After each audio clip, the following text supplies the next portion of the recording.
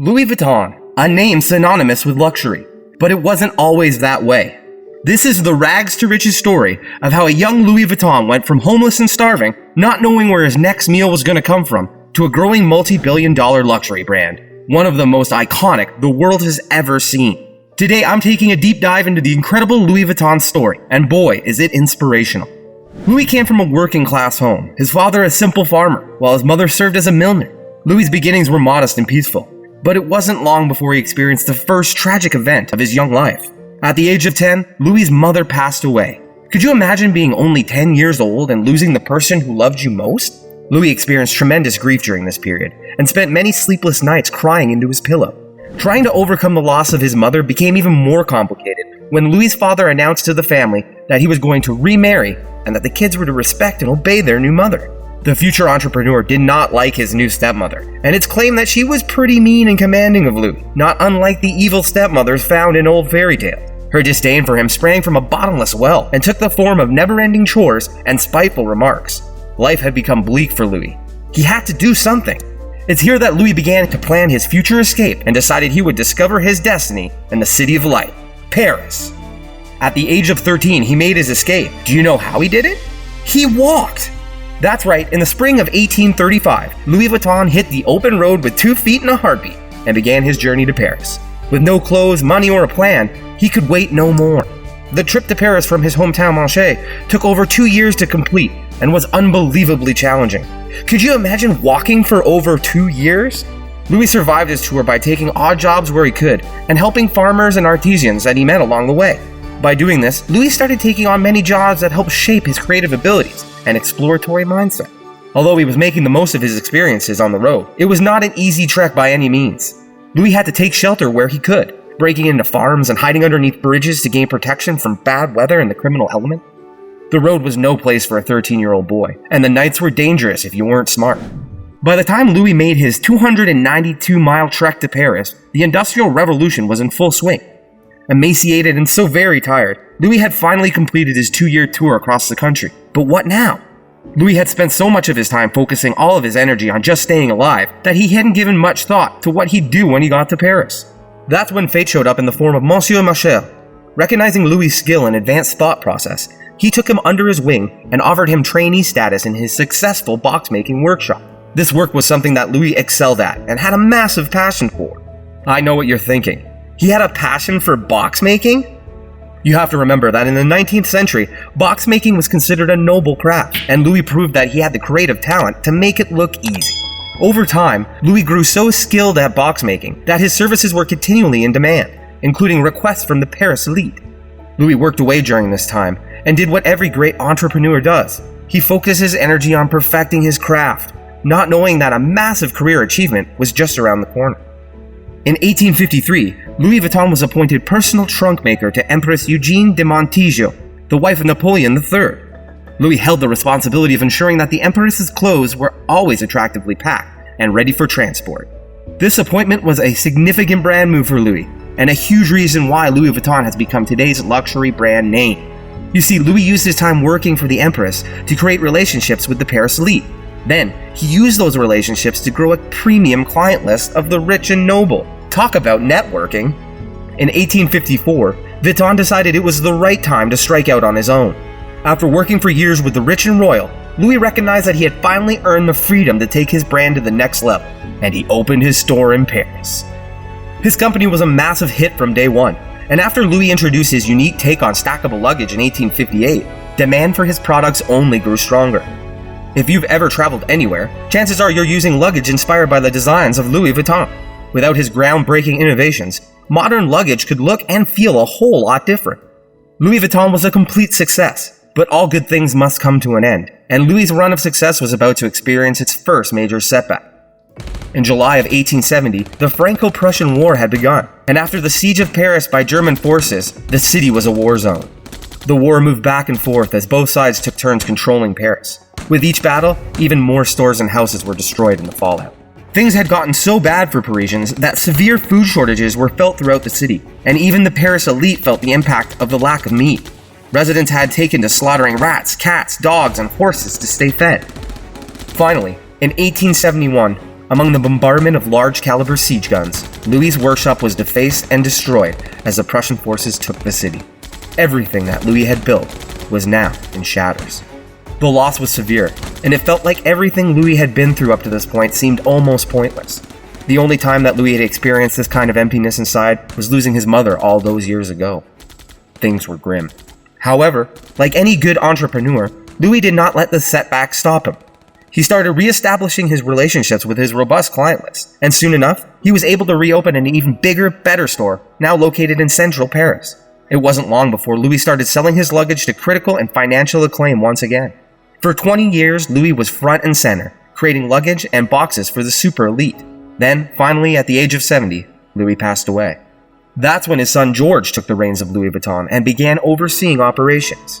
You see, Louis was an intelligent businessman. He knew that he needed someone to keep the Vuitton name growing as a brand.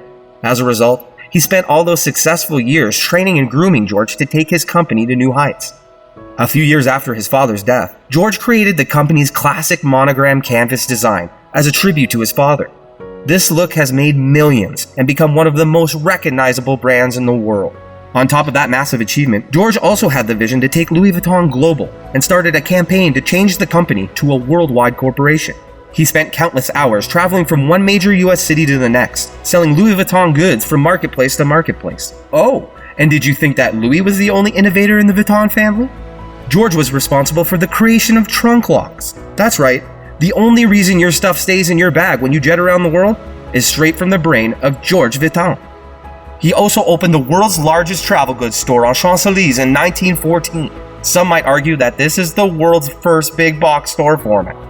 Eventually, George Vuitton passed away at the age of 79. However, much like his father before him, George had taken his eldest son Gaston as his apprentice, and in 1936, Gaston became next in line to run the Louis Vuitton brand. But once again, the Louis Vuitton brand was tested in the fallout of World War II, and the Wall Street collapse left Gaston scrambling to keep the company afloat. During this time, Louis Vuitton experienced its most famous low, when Gaston was accused by many of conspiring with German soldiers during the occupation of France. It was alleged that Gaston designed commemorative busts for the German army. In return, Louis Vuitton was the only store allowed to remain open during the German occupation of France. You would think that this would be the kind of thing that might be the final nail in the coffin, that Gaston would oversee the end of the iconic brand. Yet, you would be wrong. You see, Gaston had a very creative side and possessed an artistic eye.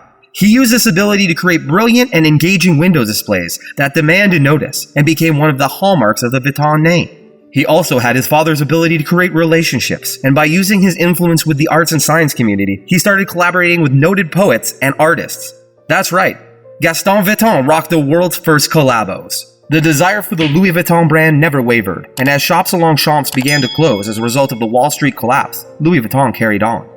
In 1970, Gaston Vuitton joined his father and grandfather in the great beyond, and this time, it wasn't his sons that he left the empire to. It was his son-in-law, Henry Reckamer, who took over the Louis Vuitton brand. You see, Gaston's sons had watched the brand become stagnant after his death, and sales had slowed to a crawl. Gaston's sons recognized that a brand without an innovative, passionate leader at the helm would eventually fall apart. After a long family discussion, they asked Henry to take the helm of LV. This decision was another strong brand move for Vuitton, again recognizing their weaknesses and building a plan to get stronger.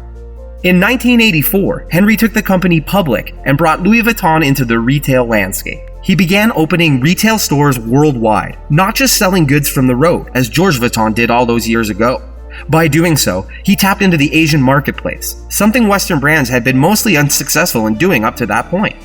Sales took off, and demand for a new untapped market helped Louis Vuitton skyrocket sales from $20 million to over $260 million. In 1984, Henry took the company public and brought Louis Vuitton into the retail panorama.